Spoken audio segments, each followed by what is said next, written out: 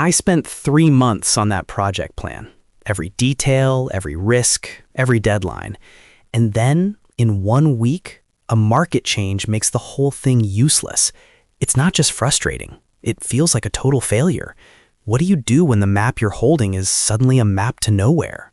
Most people in that situation do the same thing. They try to draw a new map immediately, a better one, more detailed. They try to regain control. Of course, you need a new plan. Otherwise, you're just lost. But what if the problem isn't the plan? What if the real problem is our relationship with the plan itself? What do you mean? A plan without a plan is just a dream. It's not professional. I agree. A plan is essential, but its purpose is not what we think it is. We believe a detailed plan gives us control over the future. It's supposed to. It shows you the path from A to B. It reduces uncertainty. It feels like it reduces uncertainty. That's why we love it. A beautiful, detailed plan is comfortable. It tells us we've thought of everything. But the world is always more complex than our plan. Always. Sticking to a plan that no longer matches reality, that's not control. It's a weakness. So you're saying I shouldn't have made a detailed plan in the first place? No, the plan did its job. Its job was to get you started, to force you to think through the steps. But its job was never to predict the future perfectly. When reality changes, the plan has to change. The mistake is treating the plan like it's the goal. It's not. So if the plan breaks, what should I do? It feels like starting from zero. You're not at zero. You have new information. The moment a plan fails is a moment of learning, not a moment of failure. The first step is to accept that you will need to deviate. Deviate? I mean, that's what happened, but it wasn't a choice. The market forced us to deviate. It felt like we were thrown off the path. Exactly. But you can also choose it. Once you see the old path is blocked, you can actively look for a new one, instead of trying to force your way through the roadblock. Think about a marketing campaign. The plan is to run ads on a specific social media platform for 3 months. After 1 month, the data shows it's not working. The rigid project manager says, we must stick to the plan. The flexible one says, this path isn't working. Let's deviate and test a different platform. Okay, that makes sense. It's about responding to new information. But there's a bigger problem here. We confuse the plan with the goal. Tell me more about that. Well, for many people, success means completing the plan. You make a to-do list with 100 items. You finish all 100 items. That's success. It feels like success. It's easy to measure. We love checking boxes. It shows progress. Right.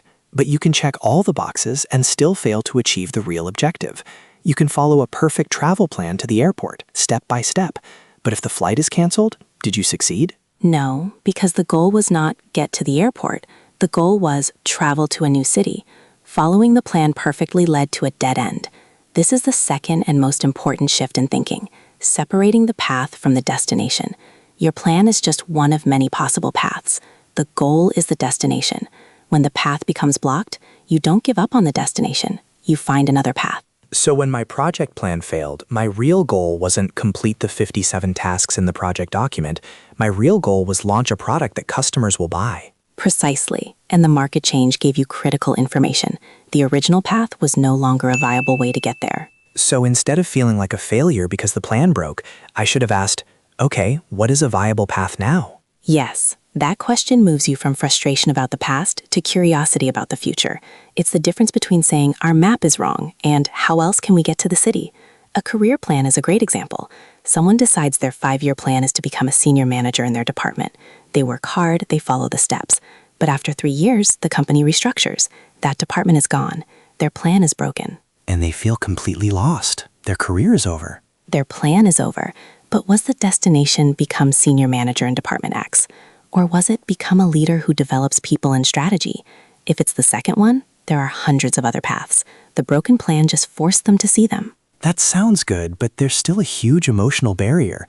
When a plan I've worked on for months fails, it feels like all that effort was a complete waste of time. That's what hurts the most. The feeling of wasted effort.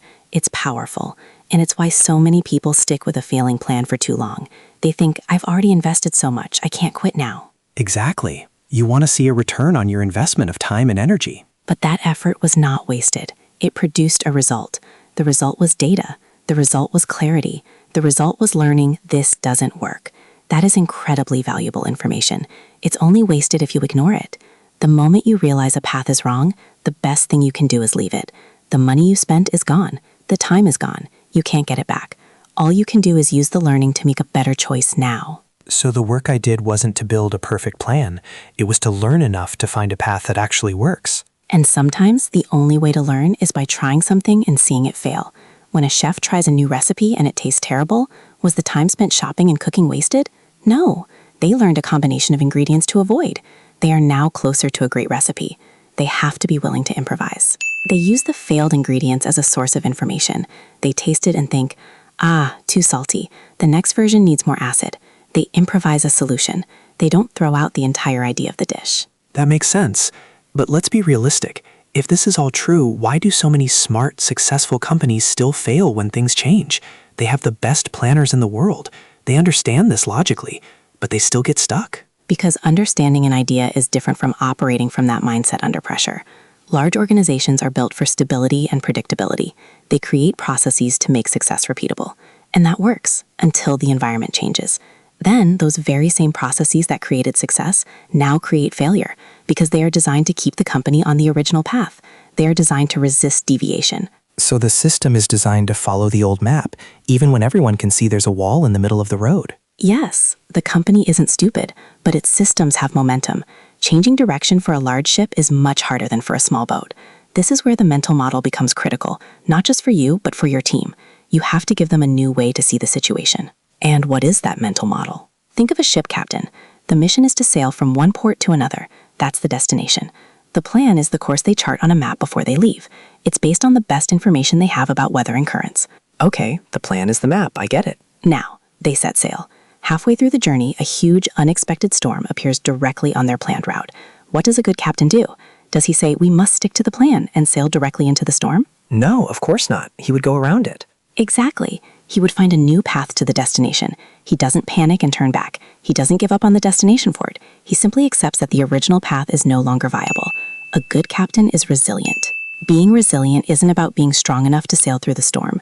It's about being flexible enough to avoid the storm but still reach the destination. The storm isn't a failure, it's just new information. And sailing around it, that requires you to reorient the ship. That is the key action. You have to reorient. You have to take your eyes off the old map, look at the new reality, the storm, and then reorient your ship toward the destination. It's a calm, deliberate action. Panic is looking at the storm and forgetting the destination. Sticking to the plan is looking at the map and ignoring the storm. Thriving in uncertainty is keeping your eyes on the destination and navigating the reality in front of you. So when my plan failed, I was staring at the storm. I felt the panic. I was focused on the broken path. We all do. The shift is to lift your eyes from the broken path and look again at the destination. And then calmly ask, okay, given this new reality, what's our next move? You don't need a whole new perfect map. You just need the next wise step. It feels like this approach requires a lot of trust. Trust that you'll find a way without a perfect plan. It's not trust, it's confidence. Confidence in your ability to learn and adapt. The goal isn't to be a perfect planner. The goal is to be a brilliant navigator. So let me see if I can put this together. When my plan seems to fail, I shouldn't panic. The first thing is to realize that I might need to deviate from the original path. Yes, it's a signal to look for a new way. And my job is to find a new, viable path to the same goal, not to give up on the goal itself. The destination hasn't changed. And I might not have a perfect new plan right away. I might need to improvise a bit, taking one step at a time, using the new information I have. That is how navigation works, one adjustment at a time. This is what it means to be resilient, not just surviving the problem, but adapting to it intelligently. It's the skill of knowing when and how to reorient. You've described it perfectly. It's a system for thinking, not just a single action. It changes the feeling completely. The moment the plan breaks stops being the end of the story.